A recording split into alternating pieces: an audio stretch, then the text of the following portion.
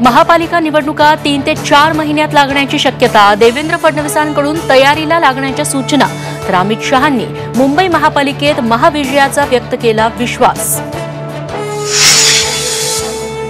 शरद पवारांचं दगाफटक्याचं राजकारण, ठाकरेंना जनतेनं घरी बसवलं, अमित शहांचा हल्लाबोल. शिर्डीतील महाअधिवेशनातून भाजपच्या नेत्यांकडून महाविकास आघाडीवर घणाघात. महाविकास आघाडीचा लोकसभेतील प्रचंड विजय त्यांना पचत नसल्यानं सातत्यानं उद्धव ठाकरे पवारांवर टीका, अरविंद सावंतांचा अमित शहांना जोरदार प्रत्युत्तर. एकनाथ शिंदेंचा लवकरच एकनाथ खडसे होणार, शिवसेना ठाकरे गटाचे नेते विनायक राऊत यांचा टोला, भाजपने भ्रष्टाचाराच्या फायली बाहेर काढणं सुरू केल्याचं वक्तव्य. कोट्यागित्ते घरातून मुलीनं उचलून घेऊन फेकतो, अंजली दमानियांचा खळबळजनक दावा, परळीतल्या वाल्मिक कराडच्या दहशतीचा नवा कारनामा.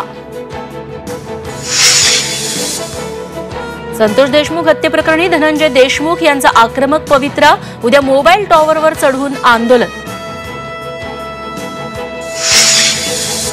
मुंबईतील टोरेस कंपनीच्या विविध शाखांमधून आतापर्यंत 9 कोटी रुपयांचा मुद्देमाल जप्त, बक्षीस स्वरूपात गाडी स्वीकारणाऱ्या 15 गुंतवणूकदारांची ओळख पटवण्यात पोलिसांना यश.